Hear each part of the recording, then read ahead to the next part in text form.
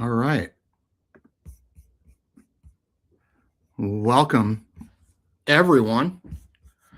We are back for episode 5 of season 1. Mike, how you doing? Doing okay as a Ravens fan, just getting the news of the uh, Crosby issues here with not trading for him, but otherwise doing well. Well, here we are on Be the Best podcast. We got a good guest today. I'm going to add him to the stage.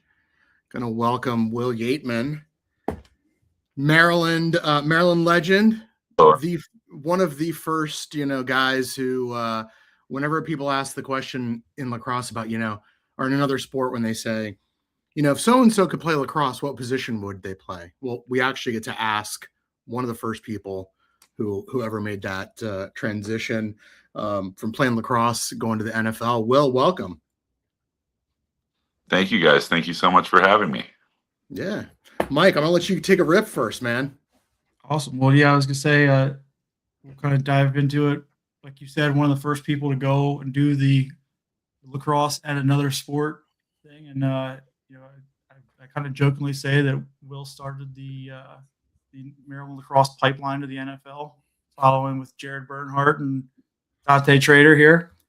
But tell us a little bit about kind of going in. Obviously recruiting was a lot different for you than most other lacrosse players because you had going for both, football and lacrosse. Tell us a little bit about how that process worked for you, talking with coaches and going through the whole process. Well, it was different in many regards as a San Diego lacrosse player as well, because we didn't have the social media aspects that we have today, so it was really difficult to be discovered. So I wasn't even, on the board as it pertains to any college recruiting until going into my junior year.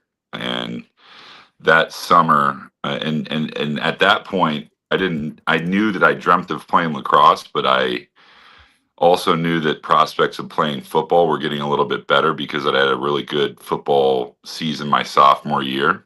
And there were a lot of coaches, and there were a lot of, I think my sophomore year, my high school football team had 6 guys play Division I football at prominent schools, UCLA, Arizona, Colorado State, those types of schools. So there were always coaches on the sidelines of the football games. And as you can imagine, as a San Diego lacrosse player, there were no college coaches anywhere to be seen on the lacrosse field. So it was really determining whether or not I wanted to play lacrosse or football at the time. And the dream was always lacrosse. And I think a large part of that was because my parents are from Annapolis, Maryland, or they're from Severna Park. My mom and dad met at Severna Park High, and my dad played lacrosse at the Naval Academy. My mom's a Terp. And I always had this Maryland DNA in me, and I always had a lacrosse DNA in me. And as a San Diegan, I always dreamed of, what could be on the East Coast, and, would I be able to compete with the best of the best on the East Coast? So my recruiting was really football heavy initially. And prior to, and fortunately for me, this was before the, high school recruiting started in the lacrosse world in 8th and 9th grade. And fortunately now it's moved back. But I went to the Maryland lacrosse camp at the University of Maryland, and Coach Cottle started recruiting me after that camp. And then I went to the North Carolina lacrosse camp, and North Carolina started recruiting me. And there were a couple Ivy League coaches at both schools that started recruiting me subsequently as well. And also that summer, I had a teammate and really close friend of mine named Matt Drennan, who went to the top 205, and he was kind of burst onto the scene and got recruited by a bunch of schools. And subsequently from his recruitment, those coaches said, is there anyone from your high school that we should be keeping an eye on? And Matt and his family were kind enough to say, yes, you should definitely take a look at Will Yeatman. So I didn't know what the market was for me as a lacrosse player. And as you guys know, getting recruited in lacrosse, it's kind of up in the air. We're going to recruit you. We want you to come to this school, but what does that mean? And what does it mean financially? Where football, if you get a scholarship, it's a full scholarship. So my that was going into my junior year, and it was a situation going in, at that Maryland camp when, hearing, we're going to recruit you, that meant the world to me. But what's going to come of football? And that football season, I had another good year. And at the time, I was getting questionnaires from, most schools around the country. They would, the way of expressing interest initially in football was they would send you kind of a questionnaire that you would fill out, and then you'd send it back to the university, and then they would, determine whether or not they wanted to recruit you.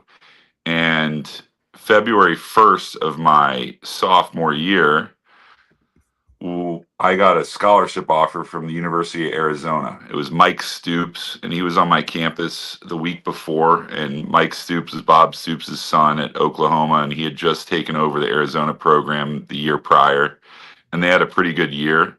And that was the biggest deal ever. That day, my football coach, Ron Hamamoto at Rancho Bernardo High School, we were in weightlifting class. He told my whole team, everyone congratulate Will Yeatman. He's got a scholarship offer from Arizona. And everyone went nuts. And I was elated. And I thought to myself, oh my gosh, I can go to college for free. And I think I'm going to go to Arizona. What's better than that? And it was kind of, lacrosse is out the door now. I'm just going to focus on football.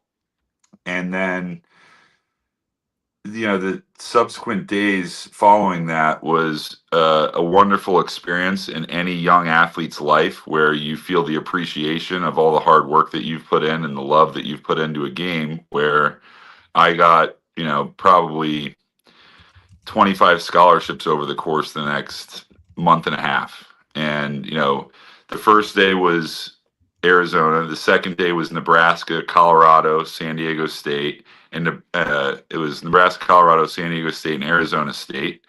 And then after that, I started getting recruited by, most schools in the Pac-10, as well as a lot of the schools in the Big Ten and Mountain West. So the spring of my junior year, which was lacrosse season, it was really, all right, I think I'm probably going to focus on football, because while there is interest in lacrosse, who knows what that means and whether or not I'll be able to play both. And at the Maryland camp, Jake Reed was there, and he was one of the coaches, and Jake Reed ran a blue chip 102 lacrosse camp. So Coach Cottle told me at the camp, Jake Reed's got a great camp. I think that you should go to it. You'd really enjoy it. Whether or not you're going to play lacrosse in college, it would be a great experience for you, and one where you'll be able to play against the best of the best in your class. And that was truly when it was blue chip 102, the top 102 players in the nation. And I had a good camp. And that at that time, July 1st was when you could get phone calls from lacrosse coaches. And I remember I left my cell phone in my car and woke up and went outside on July 1st, and I had 15 voicemails from various Division I lacrosse coaches, which was, one of the most proud moments of my life, because it felt really gratifying that I was appreciated by the greater lacrosse community. It meant to me that I'd done well as a player. It meant that I competed well, and I was wanted in the eyes of elite Division I lacrosse programs. And at that junction, I started determining or considering the ability to play both football and lacrosse. So if I can set the scene too for people, for some of our younger listeners, when people are thinking, he was playing high school football, like, oh, he must have been a running back, right? Like, so give us a sense, like, you're about what, 6'6"? 6'6". I was my sophomore program. You're only 6'6". Yeah, I was my sophomore year program. I was 6'5", 225 pounds, and I had separated my shoulder really badly during. We used to call it passing league in San Diego County, where it was 7-on-7, and I was a tight end. And we had a good tight end who was a senior named Nick Wilson, who went to Arizona State that year. He was a senior when I was a sophomore. And I was a good tight end, but I couldn't elevate my arm, so I had to wear a harness. So I played left tackle, and I'll never forget. We were playing Carlsbad, which was a elite football program in San Diego County, and a lot of the teams that I played in North County sent 4 to 8 guys a year to Division I programs. So they were good programs. There was a big Polynesian culture in North County San Diego football where we played a lot against a lot of really great Polynesian guys, and Carlsbad represented all of it. And it was a bunch of great players. And there was a defensive end that I played against as a left tackle as a sophomore who was going to Arizona. And it was my first start. It was the second game of the season. And I had a great game. And after the game, he told me, hey, good luck in college next year, which, as you guys can imagine, is a big nod of confidence for a young guy playing left tackle who has no idea whether or not he had a good game. Well, and the other thing too, to again, like for anyone who's maybe a little younger and tuning in, when you're going to that top 102 camp and you're saying I had a really good camp at 6'6", probably 225, 230 or somewhere in there. A little bit more, 245, but people might be thinking that you played defense, and you did not play defense. You were I was an attackman. There you go. And I think had I grown up in Maryland, I probably would have they probably would have put a deep hole in my hand. Yeah. But in California, because I had a lacrosse stick in my hand my whole life, I had the best stick skills on the team, and a coach would be remiss to put a guy with the best stick skills on the team on the defensive side of the ball. So I always played offense. I played midfield and I played attack, but I was moved down to attack. And I'm also a left-hander. I'm ambidextrous, but I was, the only lefty and certainly the big lefty in the county, in the country probably. So yes, I'm sure it was a great camp. I'm sure many goalies and defensemen have nightmares about your left-handed shot, going past their ear or hitting the corner of the net, given how much force you could generate with your shot.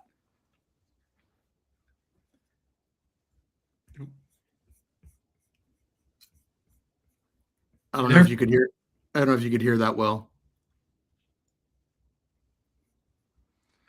I'm sorry, guys. I'm having a little technical difficulty, so I couldn't hear you guys there. And let me know if I need to move to a different location. That seems like I've got pretty good service, but are you hearing us? Because that seems to be a theme of our podcast so far, and as someone is now reminded, it was kind of a matter of time. This time, at least, it wasn't us, Mike. When did you overlap with Will? So Will was he was a senior when I was a freshman, and I remember somehow during that summer workout program going into it, I was already a string bean coming out of high school with 6'4", 170-ish. I managed to lose 10 pounds somehow. So I came in at 160, I guess 160 pounds, 6'4". You can imagine, wasn't really lifting the world here. I was just saying, well, I apologize about that. All good. I told Mike before the call that I work from the office, and I seldom do I take. Oh, there he went again. Well, what he was saying was he usually works from the office and rarely takes calls at home, so he's not sure what the home setup was. Yeah. I don't know if it's entirely his fault either, given our history here. I think it's a slow internet connection. He was sitting next to a brick wall. I'm wondering if that's but you had to go and you had to cover him. That was your yes. So I came in your first, and I was obviously the tallest defenseman in that freshman class. And the first, 1-on-1 or 6-on-6 was I got set up against him at. He said 6'6", but I'm not buying that. I would say more 6'7", 6'8" I mean, I'm 6'4". I'm still looking up pretty drastically. All right, there we And, go. you know, Now there we're we go. back. I apologize about No, that. man, Will, we were just I talking caught about him up. Mike. Yeah, we were just talking about Mike, your senior year at Maryland, and we'll get to the Notre Dame and then the transition to Maryland. But poor Mike, 6'4", 165 pound. I say I lost like 10 pounds in the summer workout conditioning thing somehow from Zimborski, and I came in like a string bean. And my first matchup was against you on like a 1-on-1. Great. Like I'm used to being, 6'4" in high school. You're pretty much the tallest or like at eye level with everybody. And I come in to see that, like, for sake of not cursing here, it was WTF. Like, what am I supposed to do here? So Will, you were talking about, when you're getting those letters from the coaches, when do you get the Notre Dame letter? And getting that Notre Dame football for a lot of the world is a big deal.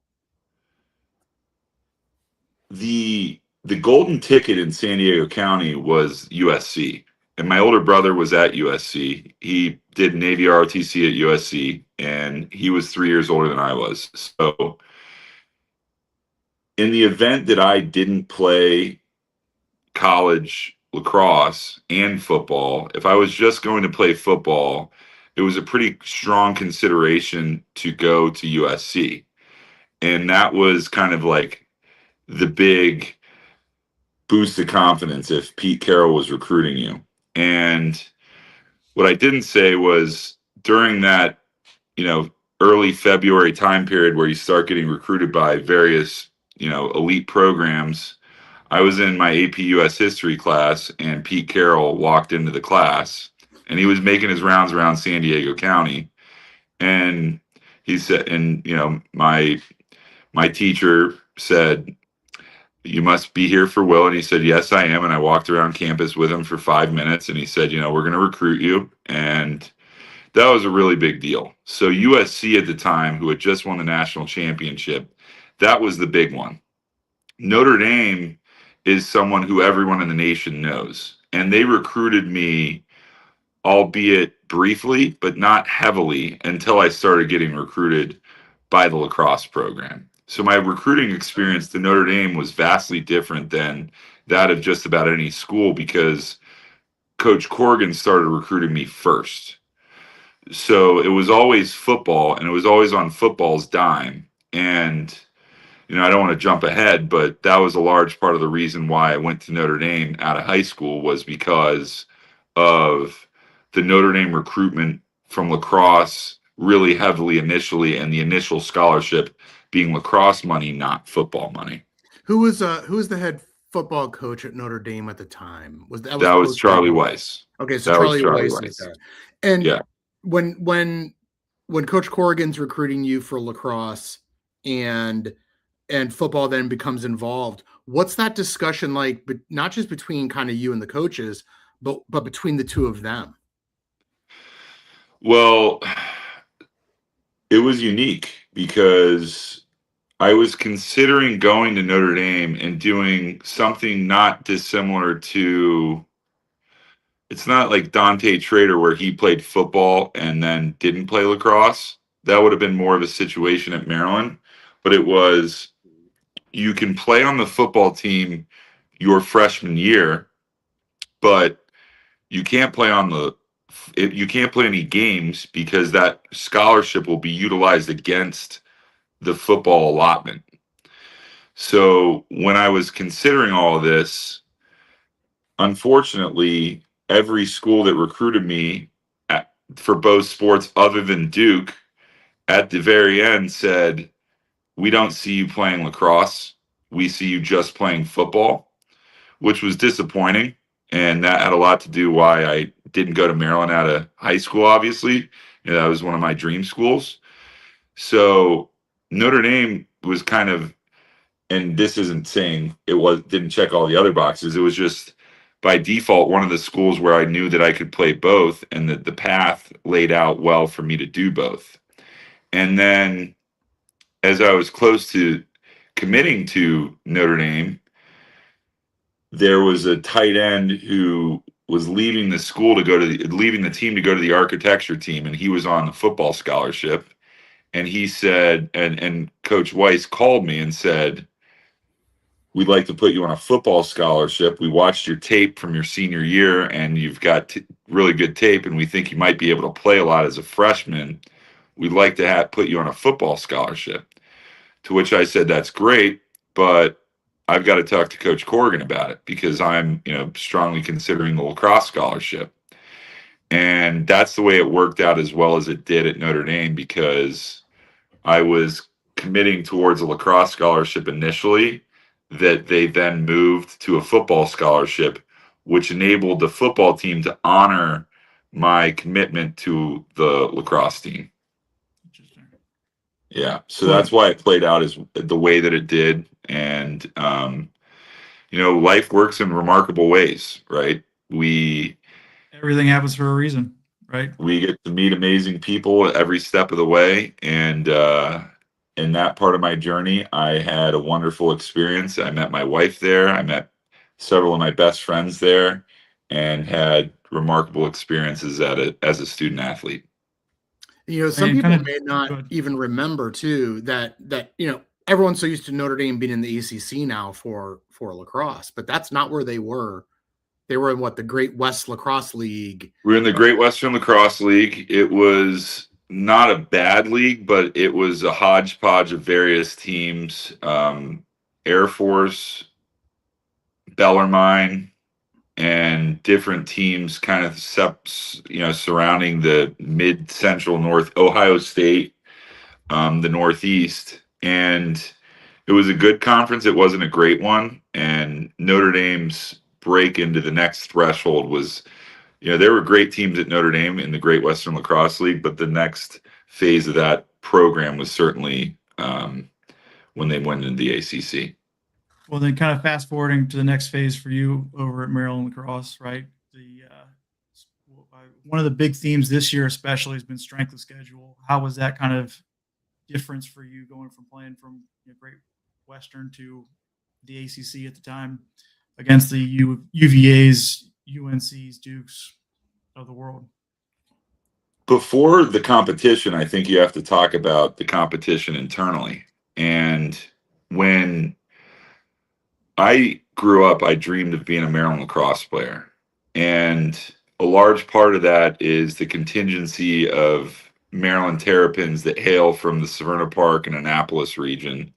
Not Baltimore like you, Sheeler, but like that area where my parents grew up, where you've got the John Laymans and the Wilson Phipps and the Tony Olmerts and the Nick Manises of the world. And that's a dream. And it was a dream of mine. And you look at them and you revere that type of personality and personnel and the success that they've had subsequently after Maryland. And you say, wow, I want to be a part of that, and I want to be like that person. And when I got to Maryland, the biggest difference to me was the overall quality of lacrosse players from number 1 through number 45 on the roster was remarkable. Every guy's a blue chip recruit. So you're in line drills and you're in various passing drills, and you think, these are all some of the best lacrosse players that I've ever seen in my life. And that's a pretty cool experience to have. And you're really in the Mecca. And then you think about the honor that you have when you play lacrosse for the University of Maryland.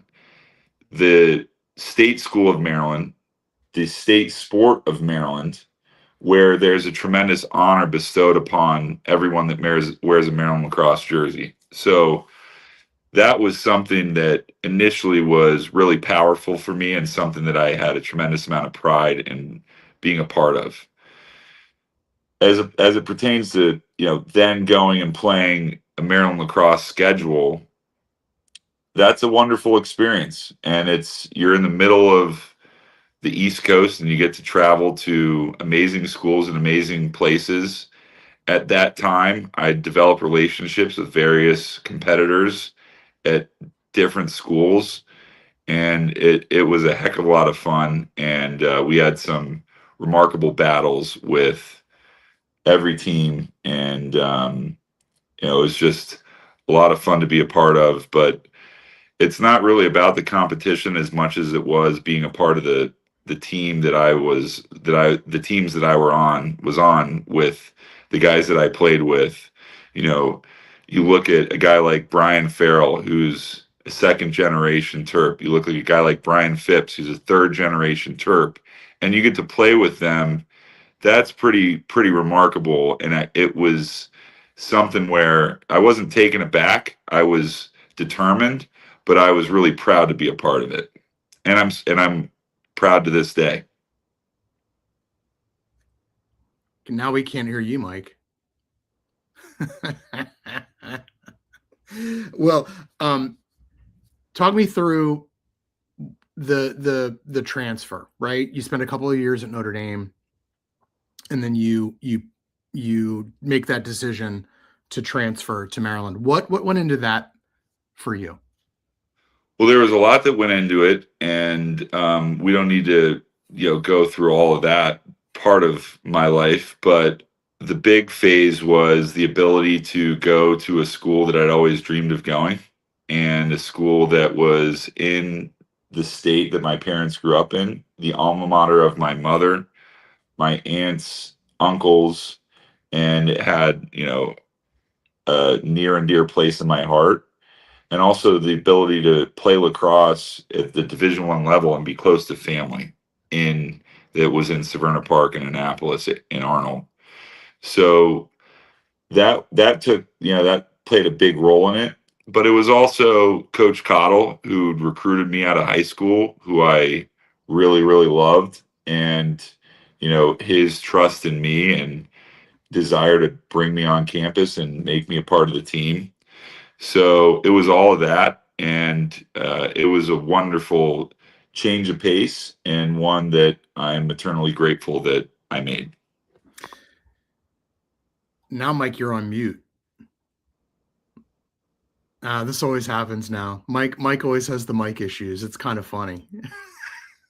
That's okay. No, man, we have a lot of experience doing this now. It's become almost like a running joke that we keep. Well, I was the one to do it first, so it was a matter of time before Mike went down.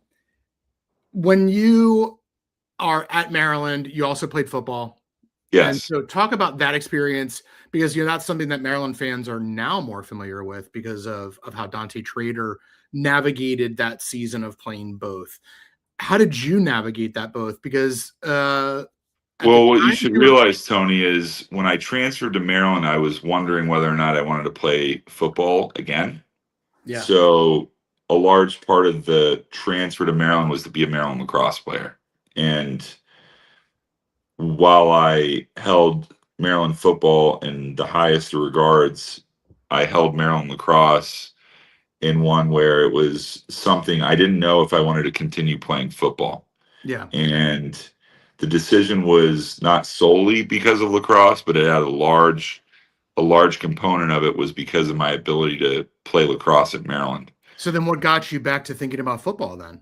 Was it just you missed it? Was it opportunity? It was missing it.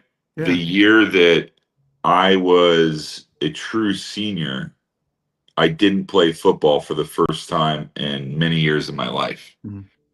And there's a psychological clock that goes with an athlete, which most people who play football, basketball, lacrosse, or whatever it is, or just football and lacrosse, know that there's lacrosse season. And for me, there was football season. And I wasn't playing in football season. And I developed relationships with a lot of the football guys who I liked a lot. And I wanted to be able to help them. And I wasn't playing. And that was frustrating. And they didn't have a great year that year. Mm-hmm. And that was disappointing. And it was disappointing that I wasn't in a position to be able to help the team in a manner that I thought I was truly capable of doing, because I didn't dedicate myself to do that, because I wasn't ready to say that I wanted to play football. After my senior, it wasn't after, it was before my senior year of lacrosse, I went to talk to Coach Friedgen and Coach Franklin, who was the offensive coordinator at the time, and said, if you guys have a scholarship available, this is something I would strongly consider. And they made one available, and that's what enabled me to play my 5th year. Yeah, that's awesome. Were you, when as your so your lacrosse career comes to a conclusion, you're playing football again, and was the NFL on your radar? Was this one of these things that you were like, yeah, I think I'm going to give this thing a run? My goal as a young kid was to play Division I lacrosse. Mm-hmm. And when I was at Notre Dame, I had a tight end coach named Bernie Parmalee, who I revered. He's one of the best men in the world. He's still coaching in the NFL. I love the man, and he's a wonderful coach and a wonderful human being. And he told me going into my sophomore year, hey, Will, you can really do this thing. You've got all the skill set to do it. And that was a big, again, a nod of confidence, whereas, all right, he planted a seed with me. And I didn't know if I wanted to do it badly enough. The year that I sat out playing football, which was my senior year of college, I missed it enough where I was determined to play at Maryland and play well, and knew that I was bigger and more athletic than most of the guys that were going to enter the NFL draft. So I had been told by various coaches along my career as I had developed that, there was a strong shot that I could. And obviously you've got to give that the opportunity, and you've got to try to fulfill the dream. So it was something that, yes, I absolutely had the ambition. And I'll tell you, it was my senior lacrosse season. I looked at the lacrosse team and I said, guys, I'm going to play football next year. I think I might be able to play in the NFL. And I got to tell you, I can't wait to come back to Bentley's and buy everyone a drink on my dime after my rookie year in the NFL, which I did. That's so great. Well, Mike is back with no mic issues. Well, some mic issues, but tell us a little bit about that kind of transition from Bentley's to the Patriots, which I think there's some similarities, more from the locker room, not from Bentley's. But tell us a bit about that part. It was a weird time because I was undrafted. I didn't go to the combine. I had a pretty mediocre pro day, and I didn't know what the future held. It was the year of the lockout, so I was in limbo, and I didn't know where I would be or if I was going to be anywhere. But I kept trying, and I was in Chicago at my now wife's apartment, and I'd been training there. And before I knew that the lockout ended, Bill Belichick called me, and he said, Will, this is Bill Belichick. I said, hey, Coach Belichick, great to hear from you. He said, you may not be aware of this, but I know more about you than just about anyone that I've ever scouted before. He said, Charlie Weiss was my offensive coordinator. I know Kevin Corrigan, and Dave Slavkovsky was my high school lacrosse teammate at the at Annapolis High. Yeah. I've consulted all of them. They couldn't speak more highly about you, and we thought about drafting. We don't think you're ready to be drafted, but we do know you're an NFL football player, and we'd love to have you on the Patriots. So that was the initial conversation. He said, you're going to get a bunch of phone calls from different teams. We're going to offer you a unique contract where we think it'll work out really well for you, and we think you're not quite ready, but you will be, and you'll be an NFL football player.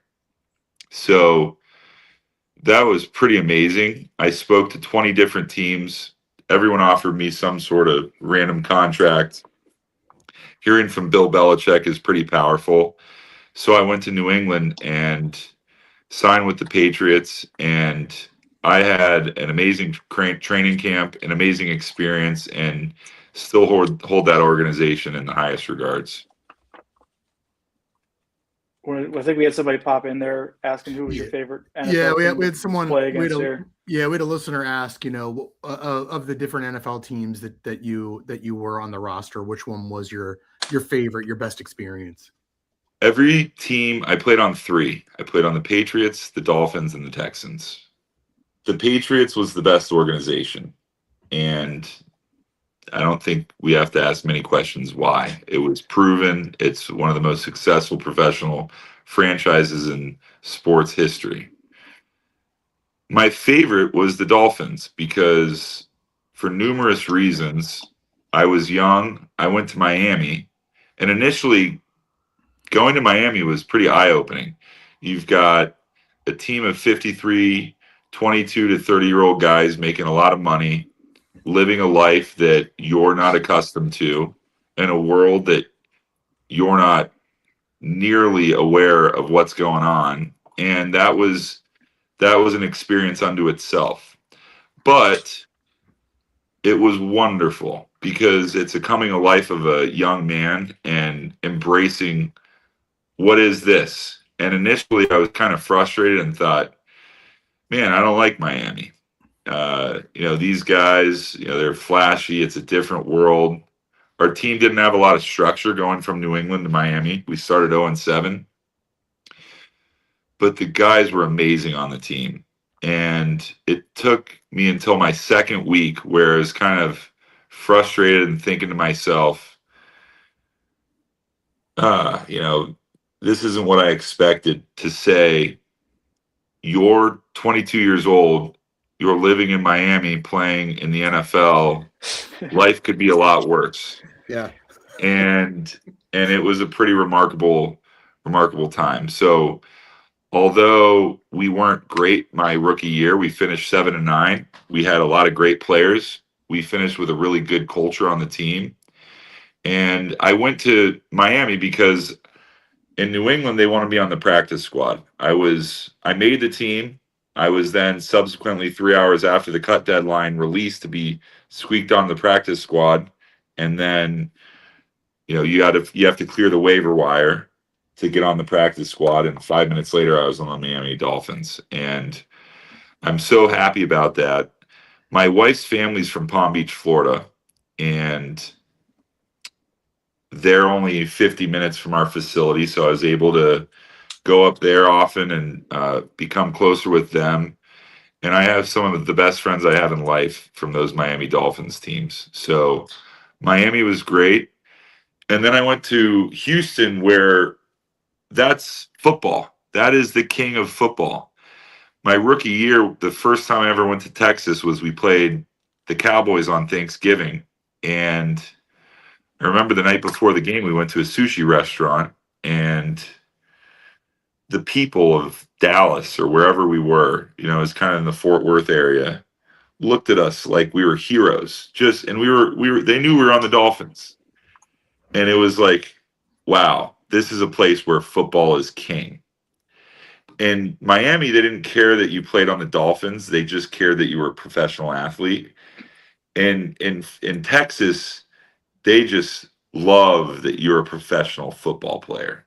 And that's a pretty cool thing to experience. And it's a wonderful thing to be a part of, where you're playing, football in the great state of Texas. And I was very proud to be a part of an organization led by Bob McNair at the time, which just seemed to do everything right. The players loved the ownership. It was a new GM in Brian Gain, who was my assistant GM in Miami, so I knew him well. And the head coach was Bill O'Brien, who was my offensive coordinator in New England. So I knew the organization. And then Jim Bernhardt was one of the quality control coaches who we all know. And I played with his 2 older sons, who are 2 of my close friends. And Jim became a close friend of mine when I was in Houston. So every place that you go has a wonderful memory. And I would say my time in Miami was amazing because, that's the first 3 years in the NFL, you're playing in Miami. That's pretty cool. You get to meet a lot of cool people, but Houston was amazing as well. Well, and I'll say also, transitioning out of the NFL, there's not a lot of people that transition to another career or another phase of life. First off, seamlessly almost, but also to be able to do something at a very high level. Now, you're working in commercial real estate, and I think this also ties back to what you mentioned with the legacy of the Wilson Phippses, the Nick Manises, et cetera, John Layman's, and kind of that tradition of Maryland lacrosse and what they kind of set before us. Tell us a little bit about kind of that transition to life after athletics, really, and still doing it at such a high level. I didn't know what I wanted to do, and I was a history major at Maryland, and I thought in college I wanted to be a high school history teacher, and got a taste of making a little bit of money, and my wife wanted to live in New York, so I zeroed in on commercial real estate, and it's a really tough business. It's one where you eat what you kill. It's cutthroat. It's tough, and it's difficult to garner relationships and trust with clients that are, saying to you, show us the strategy, show us the negotiation tactics, and lead us to the promised land, particularly when you're right out of the NFL. So that was hard. And part of being a Maryland lacrosse player is being tough and being tough-minded and being a team, being a quality teammate. And I was able to lean on the resources of my company. I was able to fortunately be mentored by my boss and one of my best friends, Patrick Murphy, who showed me how to, be a professional.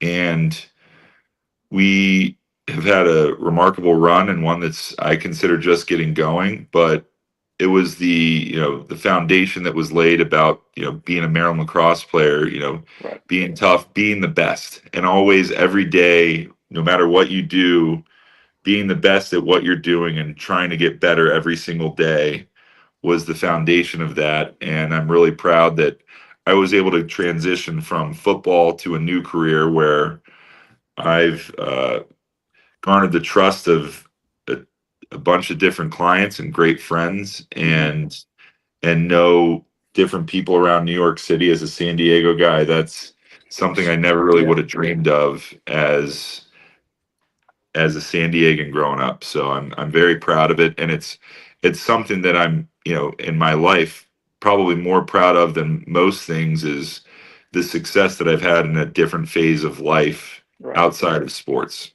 Well, I think another big thing as well in this is, again, going back to some of the Terps traits, is paying it forward and helping out the next guys, right? You've worked with, we lose you here. We're helping out with Brett Makar, actually getting into that world. He's kind of mentored him. I don't know if he can hear us or not, but he's helped out with helping Brett Makar get into that too, which is nice to see, that kind of paying it forward and helping those younger guys. And if we get him again here, was going to get his last opinion here on the any favorite Maryland UVA memories. Here he comes. Okay. Someone called me, and they kept calling me. I'm sorry about that. Oh, did you hear Mike? Did you hear Mike's question for you?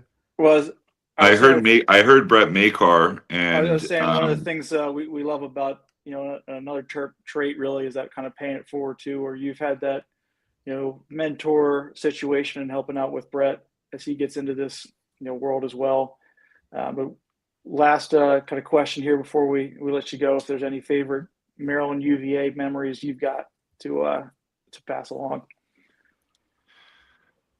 My favorite Maryland UVA memory is my fifth year senior year playing football at UVA, because I had a lot of great battles with Maryland lacrosse and we didn't win. So I don't like those. And to preface this, to talk about the fraternity of lacrosse, when I lined up against the UVA lacrosse team, it was Adam Gittleman, who's a close friend, Ryan Neislick, who's a close friend, Ken Clausen, who's a close friend, and Matt Kelly, who's one of my best friends on the defensive end of the field. And that's a pretty special thing where you line up against those guys and you want to kill them, right? And that's a pretty cool thing to be a part of. And that's a nod to the sport of lacrosse. It's unlike most. But my favorite memory is it was 4th and 2 on the 2-yard line in 2010 at the end of the game. And I was the tight end, and we were running, 27 power. I was the left tight end, and I told Coach Friedgen, run the ball right over my tail because I'm going to put this guy on his freaking back. And it was the frustration of not beating UVA in a couple really nail-biter lacrosse games. And I literally put my forearm under the guy's neck and flat backed him. And DJ Adams ran right off my tail, and we won the game. Nice. And that has to be my favorite because we won. So I love that, and I was so thrilled to go down to Whoville and beat all those kids in coats and ties in the stands. Well, thank you so much for hopping on and talking to us about your your journey in lacrosse and in life. A lot of the people who listen to the podcast, they love hearing the different paths that people have taken. So I can't thank you enough for being on here and spending some time with us, man. I appreciate it. Thank you guys so much. I always appreciate you. I love being a Maryland Terrapin and supporting the Terps whatever way I can. And I know that the boys are going to get this thing going this spring. Last week was a good step in the right direction. They're going to get the mojo going and the wheels going and the energy flowing. And go Terps. Be the best. Awesome, man. Yeah, great note to end on. Great seeing you, man. Take care. Thank you. Man, what a path. Yeah. What a path. And it's funny because a lot of people don't, it's become more common, right, to see these kind of crossover athletes. And you rarely actually hear people talk about Will being one of those kind of first real crossover athletes coming from, the skills and the footwork he developed in lacrosse and translating that into a different sport and, spending 4 years in the NFL there. That's pretty amazing. Well, and proving the point of don't specialize as a kid, right? I mean, case in point, the recruiting story went through many twists and turns. And at a couple points during the story, I was like, I'm not sure where he's committing yet. But, going through those different changes and how everything carries over, I mean, he really did kind of blaze that path for everybody where it doesn't even seem that crazy of an idea anymore. Of course it was Belichick because we all know his affinity. Well, there is that. Right. Like, so of course that was a good thing. The California pipeline, right? That didn't exist. It was, to his point, there weren't coaches on the sidelines, and he only really got that first kind of discovery because one of his teammates mentioned, go check out Will Yeatman. Yeah. Well, he mentioned the UD game. He mentioned the UD game and how they had a good game. So let's kick into that. Well, Mike was being a good husband. He had a family event, so he couldn't tune in. He was bouncing texts back and forth. I couldn't watch the film at the level I would like to live. I didn't say that I didn't watch it. So what do you think? Give us your rundown. From initial watch, it was interesting to watch the scores going back and forth there. I did love, obviously, how we started.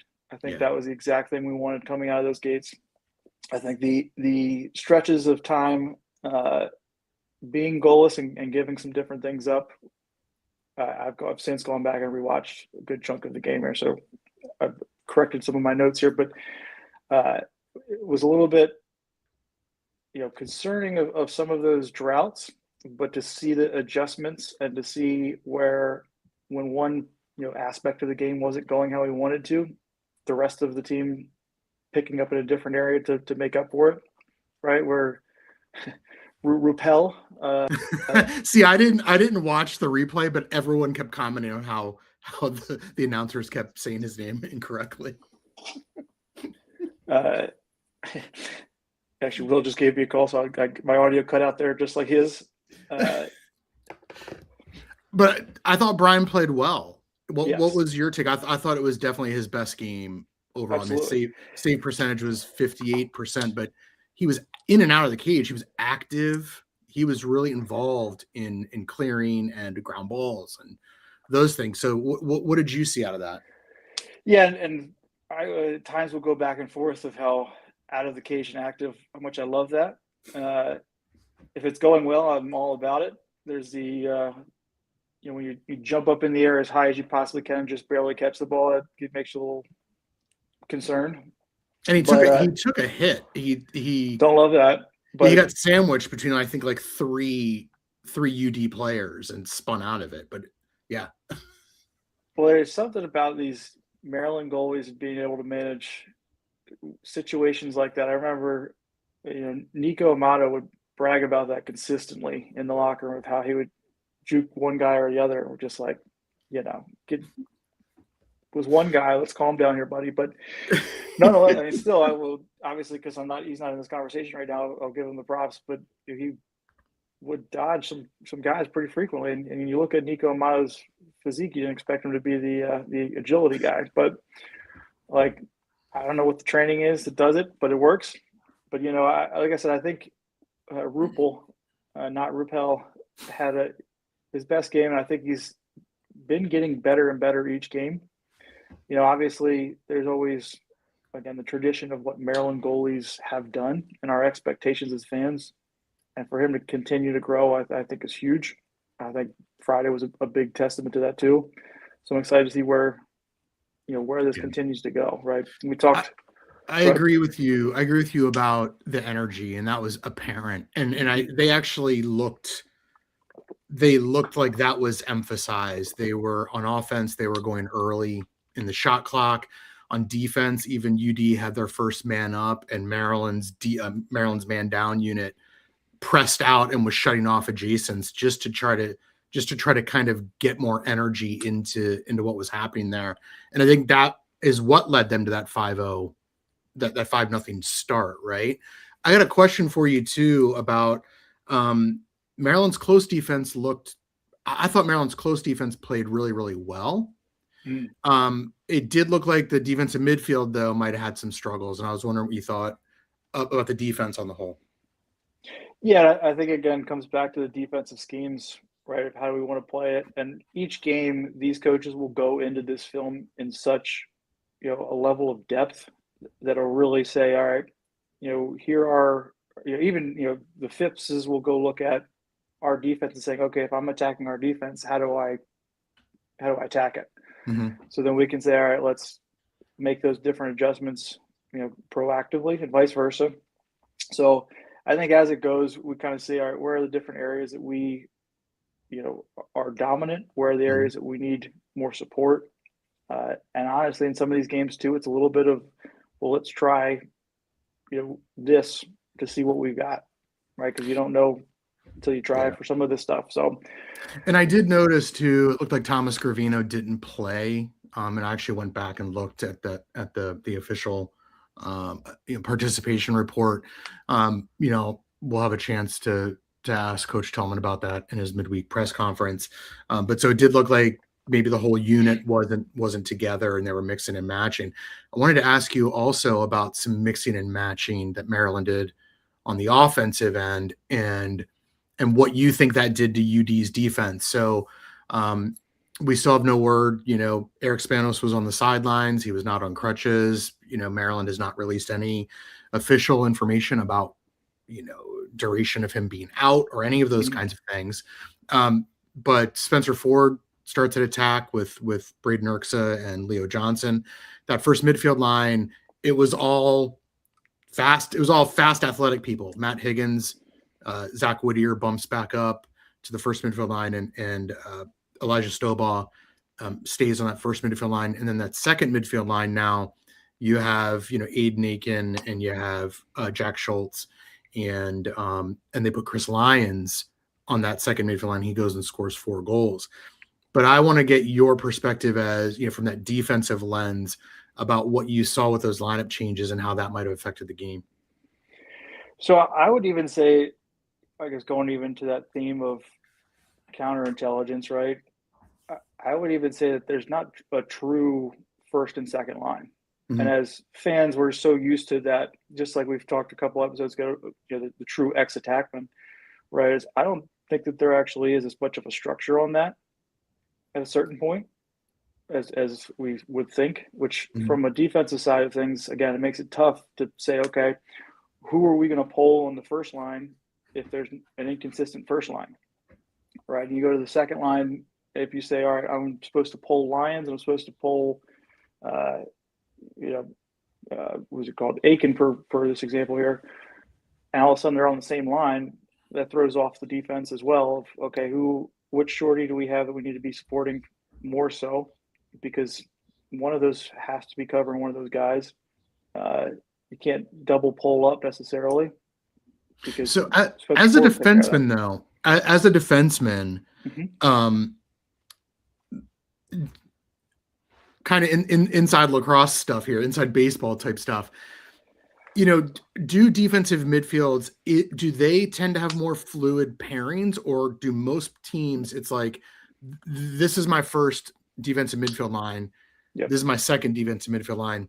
And now if you're that UD second defensive midfield line, you're dealing with a guy like Chris Lyons, right? So it is a little bit more fluid. There's not a first, short stick D mid line, second line. It's who's fresh, who's ready to go. Okay. And go from there. But who the matchup is on the other team is where that becomes interesting, right? Is we will do enough scout on everybody that you're facing. If they've touched the field in a non-blowout game, we have at least 5 bullet points on you about what your background is. And to what Will was saying, with everybody knows a lot of these guys. I remember we'll go through the scouting report and go, hey, Sheila, you played with this guy all throughout high school. Anything to add to this guy, right? And go through that aspect of things. So they know about all of the shorties that are going to be playing and vice versa. And so when we see the right matchup of this guy's not great against this strength of our guy, and we're on that same matchup, that's where it's okay. That's the matchup we're taking advantage of. And again, if we can make them throw off the idea of they're going to try to pull these specific guys on who they think each line is. And if they come out in the same midfield, all of a sudden, someone who's supposed to be getting a long pull midi is now got a shorty. First off, the easiest thing is say, okay, let's take that guy to X. Right. Put the shorty behind where they're uncomfortable. And, I'm 13 years out of the game, and that's my instant reaction. Yeah. I've never been an offensive coordinator for good reasons too. Well, we're gonna talk a little bit about UVA here, but last week Mike and I went through some of our picks. We had 3 games that we went through. I feel like we might have picked all of the right. Maybe we didn't. You might have been better than I was. You might have been better than I was. Well, it was the line thing. I don't know how that did in some of those, but yeah, I mean, I thought Ohio State. I had Notre Dame. You talked me into Ohio State. That's what it was. They still covered though. It was a 1.5 goals, so they still covered. They still covered. So we win there.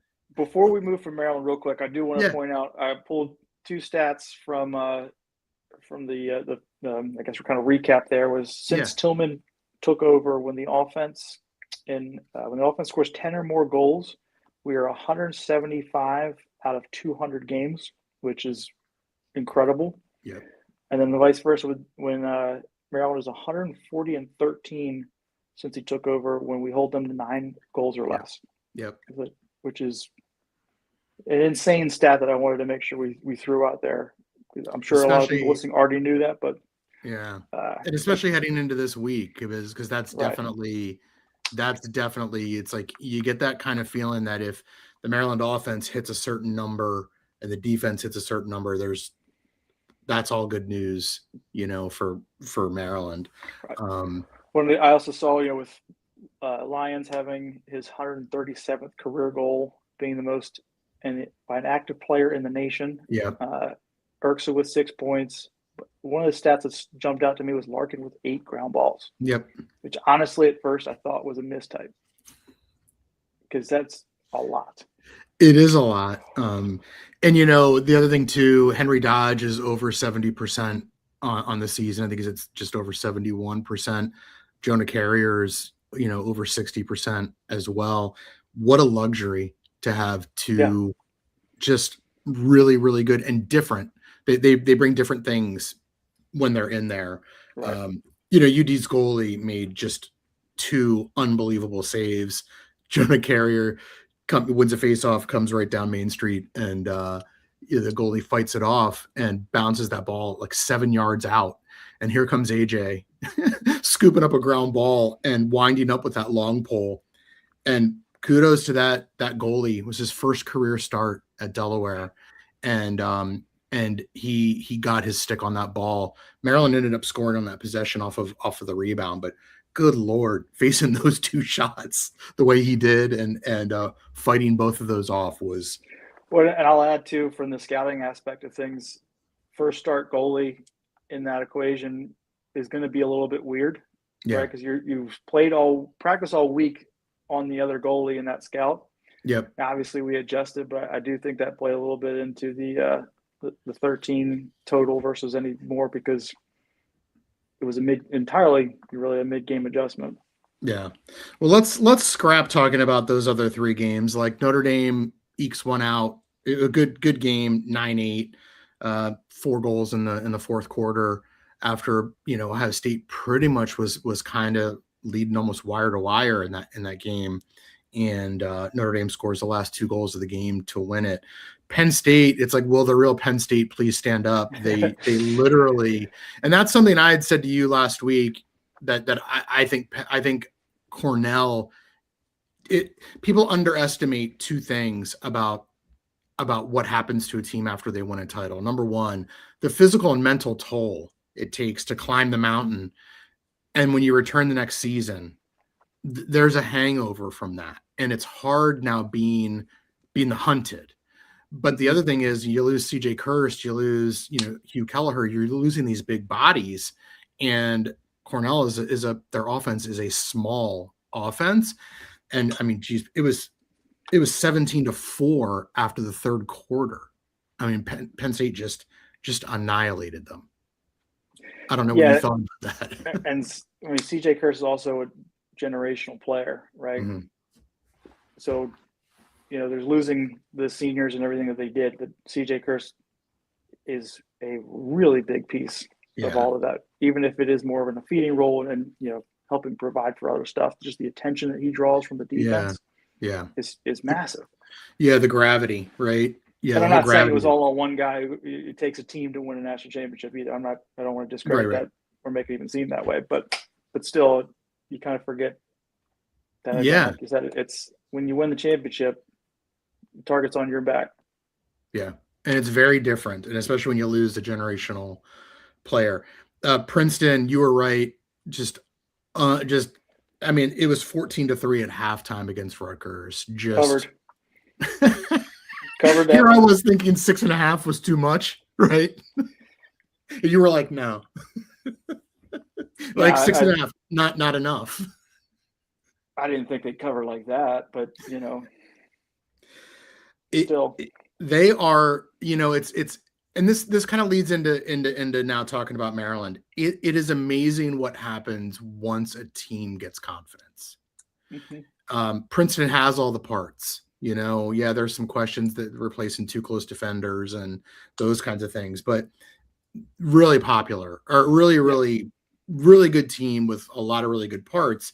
And that Penn State game kind of gets them off kilter. They have that big win against Maryland, and look what that does. And, is that where we are with Maryland now?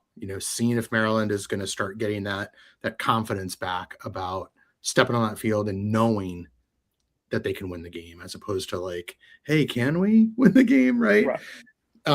So you've matched up against UVA. I'll let you kick off on any preview you want of the UVA game. What are things you're looking at? Well, I would say continuing that theme, right, is attacking the confidence, coming out here and showing again that last week wasn't just a one-off type of thing.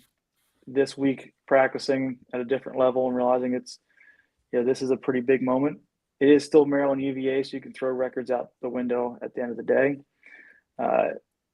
But coming out in this game and especially having a good start and taking the energy and the action right off the bat will be huge, I think, not just for that game, but for the rest of the season. Mike, I think you're totally spot on too, because it's also working two ways here. If Maryland jumps out early, like they did against UD, you're also now working against a team that looked a little shell shocked. You know, UVA drops that game to Hopkins last week. They beat High Point in, you know, kind of an early week game, and then they welcomed Towson, who really led. I mean, that game was not close at any point. No. And so now you've got a team that is, you know, they're going to come out hard because you know they don't want to go down.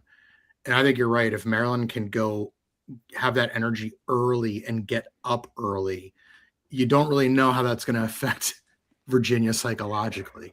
Well, and I'll even add, it doesn't necessarily need to be just score-wise to get up early and have that energy early. If it's still, you know, call it a 2-1 game, but it's that energy is still very much on our side. We're winning a lot of the other categories statistically. I still feel like that's a huge, you know, I don't want to do morale wins because they don't show up on the umterps.com, but still, right, is I think that makes a huge difference for us for the season standpoint. And in the matchup in particular, if we can handle those punches where they're fighting and take the wind out of their sails, and then I think the other one is right after halftime, that early third quarter, those first 5 minutes, see what happens. Because they're going to make adjustments, we're going to make adjustments, and somebody's going to fight back. And you know, who handles that the best way possible, who manages the matchups is going to be the big one. Again, obviously biased, but I've got I like our matchups. I like our guys.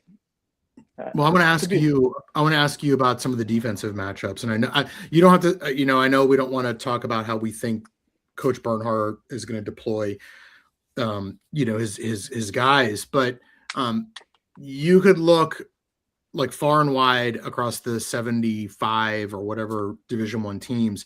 You'd be hard pressed to find another team with UVA's profile. Their top 6 players account for 85% of their total points. Like it is top 6 or bust. You know who the knowns are.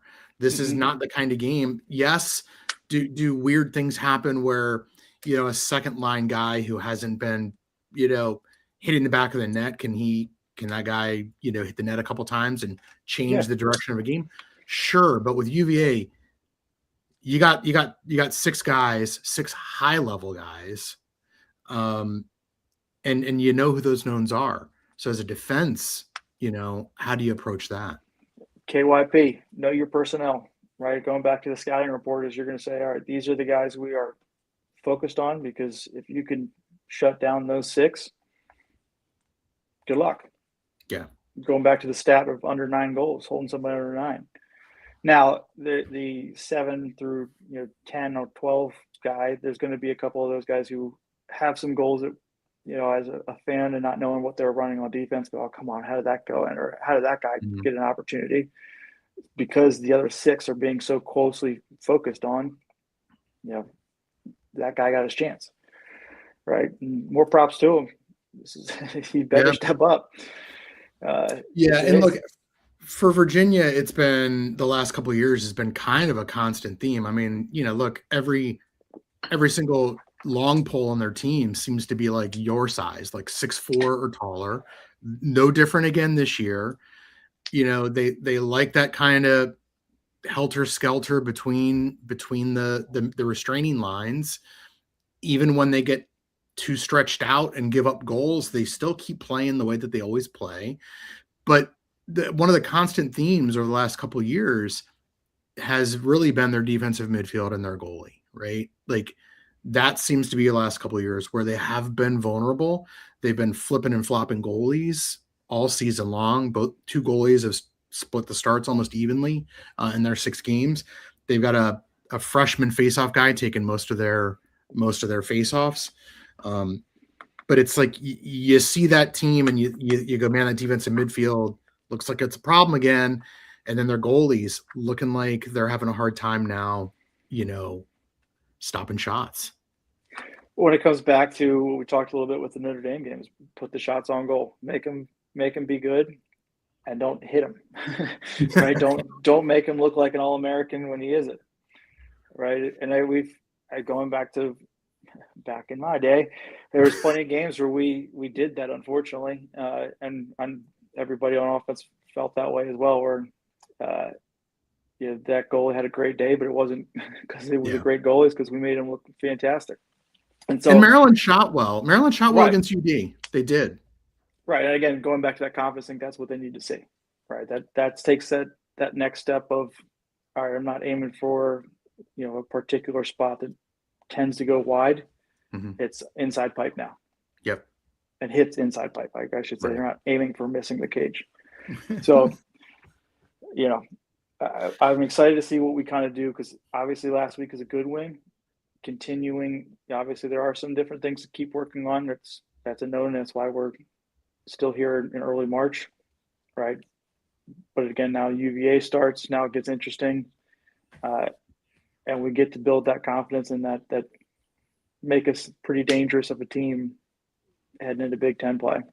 Right. Maryland's statistical profile. I was poking around on lacrosse reference and looking at their splits and wins and losses. And, Maryland right now statistically kind of makes no sense. People have been looking at the defense and saying, well, that doesn't look like a typical Maryland defense, or they're letting people get to spots and this and that. Maryland's defense, between the wins and losses, yes, their defense takes a little bit of a step back in the losses, but not like their offense takes a step back in losses. But interestingly enough, the defense and the face-offs and the turnovers, all those things get better in their losses. And the wins, they're throwing the ball away. Their face-offs aren't as good. So like up is down, down is up. But I'm with you. You hold UVA to 9 goals, you got a really good chance of winning the game. And some of those turnovers is that balance of playing loose and fast, right? Because there's a difference of playing loose and fast, and there's going to be mistakes that come with it, but you want fast mistakes.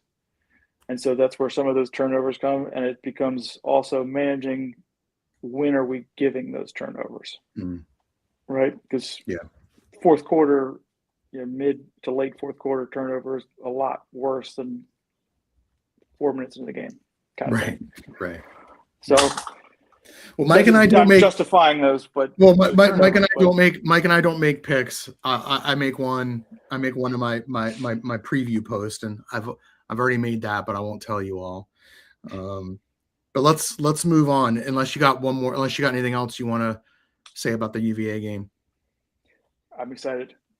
Yeah, you gonna be down there? You gonna be there? I will be there. All right. So will I. How early? I'll try and see you there. 1 o'clock game. They moved it back an hour, right? And it's on the Big Ten Network. It's on the Big Ten Network. It's not even on one of the pluses. All right. Oh. 3 games, and then we'll wrap here. Thursday game, Denver at Ohio State. Ohio State's given 2.5. I got Ohio State. I think Denver can be dangerous, but I think Ohio State at home, again, coming off of the Notre Dame close game aspect of things, I think Ohio State in that one, and they cover. Yeah, I'm with you, and sometimes Denver can be kind of one of those funky teams that you can get into these like 6-7 rock fights. Oh, 6-7. Right. Sorry, I like stumbled into a 6-7 joke. Oh man. Sorry. They can get you in some of those weird games, but I'm with you. I think Ohio State at home, coming off that loss, I think they're gonna, I don't know if Ohio State can blow out a team like Denver, but I think they're gonna win more comfortably than not. I think they'll cover as well. All right. Speaking of Notre Dame, they welcome Michigan. They are giving Michigan 6.5 goals. Killing me. And again, we don't condone gambling. We're just using the lines to help us. Making the choice is more interesting than just, yes, I think Notre Dame will beat Michigan. I 6.5's a lot, right? I already pushed my luck last week with Princeton and Rutgers. I think Michigan is one of those teams as well that can be, an 8-7 type of game, but also can be a 15-5 type of game. Right. Unfortunately, will the real Michigan also stand up, which we'll get to once we have them on our schedule coming up. I think I'll go with Coach Connery here, former Maryland. To cover. You think Notre Dame's going to win, but you think think Michigan's going to cover. Yeah. It's funny. Obviously, very confidently. Yeah, you sounded so confident. Our buddy Bruce Posner, the legend, he talks about having conversations with Coach Connery. Where Coach Connery's like, really, it comes down to goalies making stops sometimes. And right now, Michigan's goalie is not making stops. Notre Dame's goalie finally had a pretty good game against Ohio State after not having any good games previously. I kind of feel like Michigan might be in their typical automatic qualifier or bust mode. I think Notre Dame's going to cover. I think they're going to win that game and cover. We have a difference. We have conflict. So we can finally say who won here. All right, last one. And it should be a great game. Penn State getting a goal and a half down at Carolina. I'm going Penn State. To cover? Well, I guess they'll win. I mean, if they win, they'll cover. See all the above. I think there is here. This is again using the gut biases instead of logical thinking, but it's the Penn State. What Penn State team's going to show up? Is it the one that just played Cornell? Is it the one who lost in overtime earlier this season? But on top of that, at UNC, John Haas Turpelum being the offensive coordinator at Penn State, and what we luckily took advantage of with his dad coaching at UNC and got him as a player. I think there's still a competitiveness in Haas that adds a little bit of extra fire to cover that spread, in my opinion. But again, I've got a head versus heart pick here. I think it's good for the Big Ten for Penn State to win this game. Maryland opens their Big Ten schedule next week at Penn State. So, my heart is saying, man, I'd really like to see Penn State win this game. But my head is telling me that, number one, how do they handle success? Last time we saw them in a situation having to handle success, they did not handle it super well. And part of that, I think, is a function of Penn State being a much younger team. And I think starting a freshman in goal down at Carolina, where you got two guys in Owen Duffy and Don Petramala, especially Petramala, who seems like he can hit a dime from like 18 yards if he's on that lefty wing. I think it's a lot to ask a freshman goalie to handle that. Now, look, again, I hope I'm wrong. I think it's going to be a fascinating face-off matchup because Penn State's face-off guys, two of them have been playing really, really well. And coming into the season, everyone thought UNC's face-off guy, Brady Wambach, was the top face-off guy in the country. So that's going to be an interesting kind of game within the game to see, if UNC is getting more possession and that freshman goalie's taking more shots. I kind of don't like that, but I would certainly love to see Penn State win. Hunter Aquino did not play against Cornell, and they still obliterated Cornell without their top offensive player. No one knows if he's going to. Haven't heard if he's going to be back. But God, if he does come back, you got to love that for Penn State too. Yeah, I mean, I think my pick is a little more of the this and these type of pick, but good Dick Adele reference, man. Yes, nice. I will say, Coach Adele's besides the obvious of awesome person, his birthday's coming up next week. I I still, first off, a quick Dick Adele moment here is I remember going to one of the golf tournaments or alumni weekend, seeing him, and he goes, "Hey, you're Mike Schiller. You went to Calvert Hall." He went and rattles off all of my background. Like, I thought I had to go introduce myself. You know who I am, and I think I was a freshman or sophomore or something like that. Mhm. I was like, that is, first off, growing up as a Terps fan, it was one of the coolest moments for him to just go, rattle off all of that too, and not just, hey, your name's Mike, kind of keep moving. It was all of that background was just a very special moment for me, at least. But yeah, I going back to the pick here, I do think there's been blueprints of ways to slow down the UNC shooters. Yep. It doesn't mean it is easily doable, but I think it's possible. And I think you get enough momentum going, and I think the Penn State coach is harnessing the magic they found last week and avoiding the letdowns of previous weeks that they've had. I think there's a little extra motivation to practice of not just riding on the morals here. Well, I hope you're right. Me too. All right. Well, look, Mike, we made it through another show. At least we got through the whole show. We didn't have to stop and restart. This one was live, at least. Yeah, I mean, we're making progress, people. Just getting started. Well, look, hope to see people at the game. And, of course, Maryland always starts the day off 1-0 after they win the tailgate. So hope to see some people out there. And Mike, once again, man, thanks for, getting Will on here. It was really cool to listen to him. And, see everyone Saturday, and we will see you here next Tuesday. Go Terps.